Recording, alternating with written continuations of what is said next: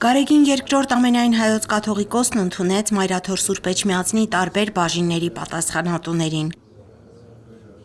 Միասնական աղոթքից հետո Մայրաթորի վարչատնտեսական բաժնի տնօրեն Տեր Մուշեղ եպիսկոպոս Բաբայանը ներկաների անունից շնորհավորեց Նորին Սրբությանը Ամանորի և Սուրբ Ծննդյան տոների առթիվ, վստահեցնելով, որ Մայրաթորի պաշտոնեությունը պիտի շարունակի սատարել Հայոց Հայրապետին ազգանպաստ և եկեղեցաշեն ծրագրերի իրականացման գործում։ Այս օրերին աշխատակիցների սիրտն ու միտքը, հավատքն ու նվիրումը այստեղ է Հայոց վեհարանում, և ամենքս պատրաստ ենք մեր ուժերի և կարողությունների չափով թեթևացնել ձերդ սրբության առջև ծանրացած դժվարությունները, ասաց Սրբազան հայրը։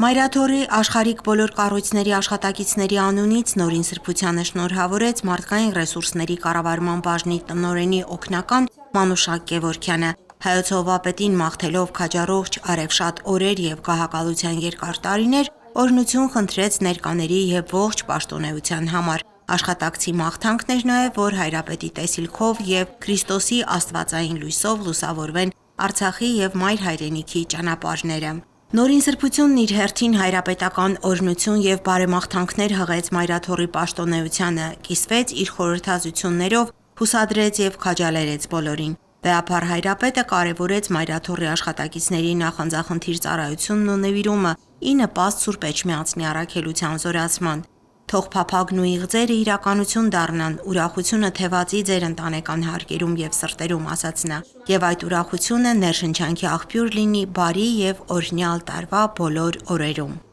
Լիաննա Չիչակյան, Վրամ Խանամիրյան, Եկեղեցական կյանք։